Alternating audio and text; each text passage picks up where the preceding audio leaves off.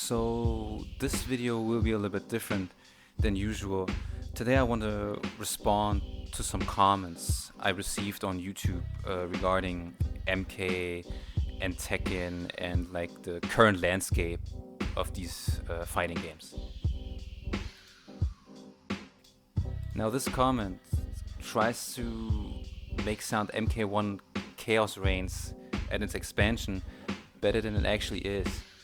You know, he's trying to compare it to Tekken 8, which I can understand, because the Tekken 8 expansion, especially that with Heihachi, where they charged for the stage, definitely wasn't a good look, and I pretty much protested by not buying it. But when I look at this whole paragraph, this guy tries to put over MK1 over Street Fighter 6 and Tekken like it's the best ever. And if you go on forums, people are not very happy right now with Chaos Reigns, because the price tag is way too much of what you get. Notice how he forgets to add that they added Warrior Shrine, leaderboard that came out 1 year after of MK1's additional release. You know, I'm thinking to myself, did he do it on purpose? Because I felt like he did this.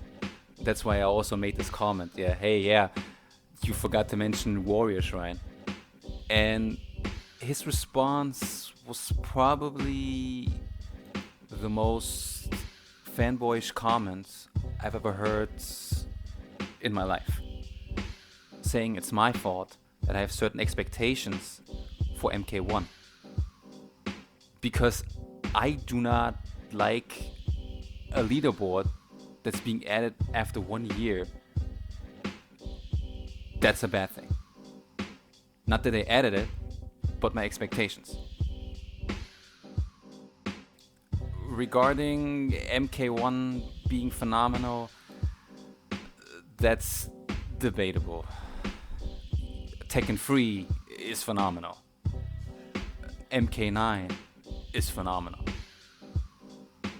But MK1, I don't think so. I had a feeling already that I was talking with a complete fanboy who's nothing but ideologically subverted when it comes to MK1. Especially the last comment, that he's not gonna take anything seriously that I've said or will say concerning MK1. A little self-critique here. It was my fault for keep engaging with that person.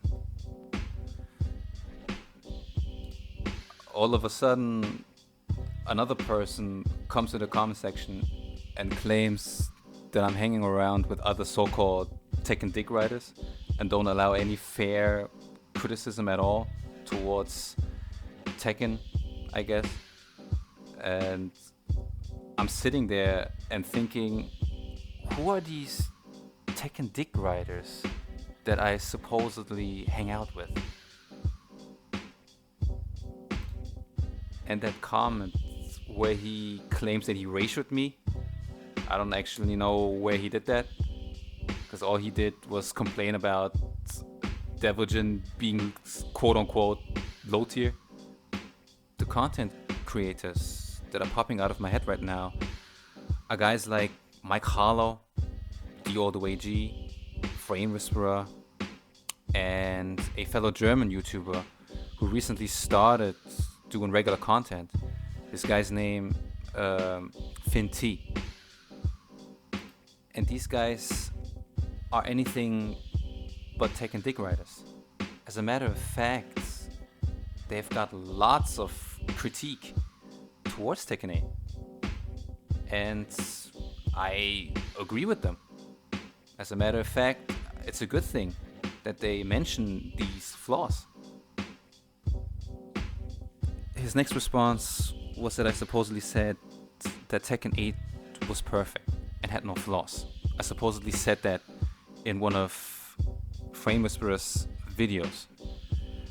I don't remember which one, but I also do not remember where I said that the game is perfect.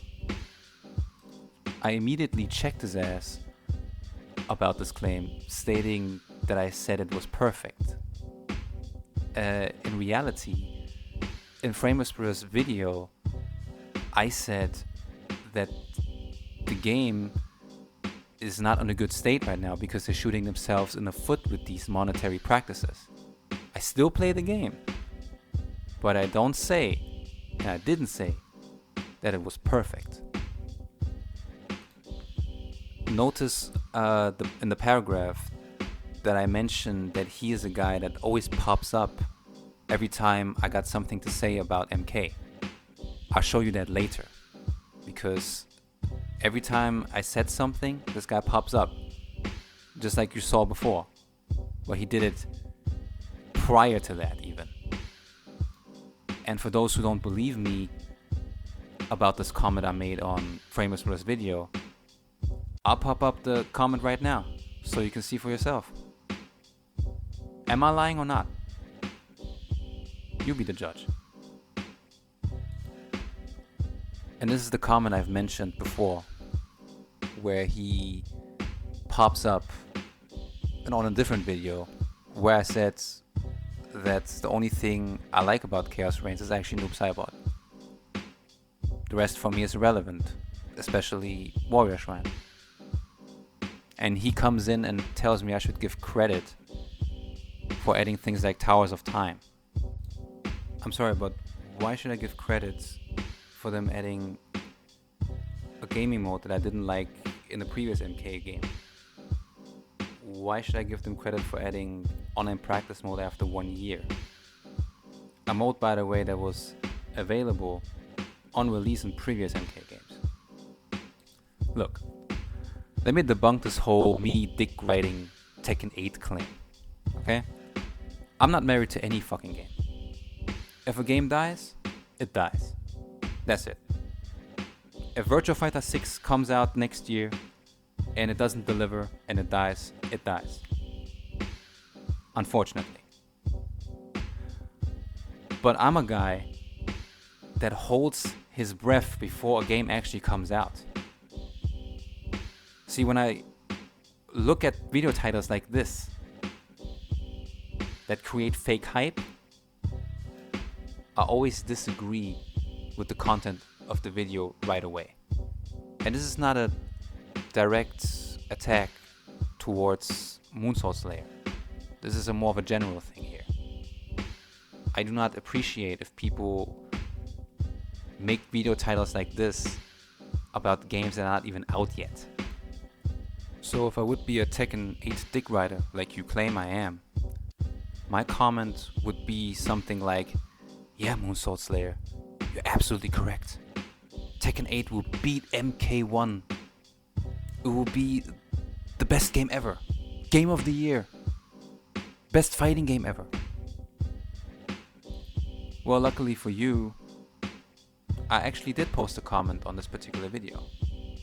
This one right here. So concerning this guy, I let you guys be the judge. A delusional MK fanboy, or B, a straight up bullshitter. The choice is yours.